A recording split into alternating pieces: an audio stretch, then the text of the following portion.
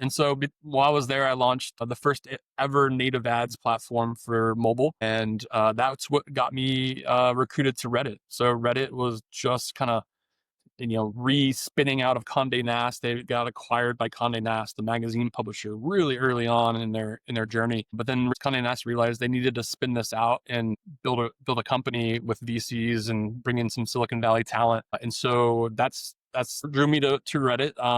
Their CEO at the time was a guy named Yishan Wong, who I worked with at Facebook, and so he saw that I had some ads experience working in Mobi and delivering products there. And so he was like, we would love to have you join us and help us put some ads on Reddit, unfortunately, for all the users.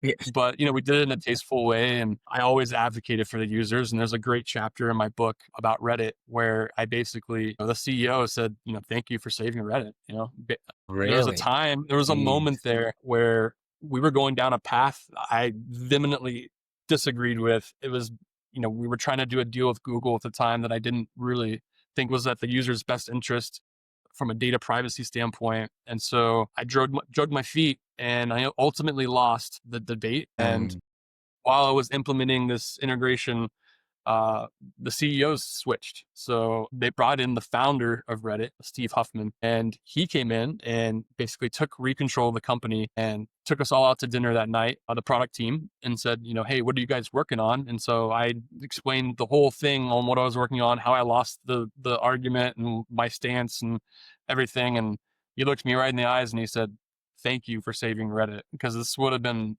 a shit show.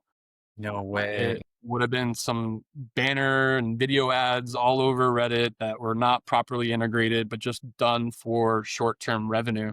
And I felt I like see. that's not what Reddit needed at that time. What Reddit needed was to focus on their users, not the monetization. And I think ultimately I was proven right. The CEO, the founder came back, agreed with me, put the project on the kibosh. But because of that, I was very unpopular with a section of the Reddit employees who were Yeah, focused on of revenue. course. And so I made a decision to go ahead and leave and go to Amazon. I was getting recruited by Amazon at the time to join their startup team to go and mentor startup founders and help them build startups. And so kind of took the escape hatch because, I felt like my duty was done there at Reddit. I saved it. Exactly. Yeah, I had a time overcoming and a something moment. that big, it's time to move on for good or worse, it's time to move on. Yeah.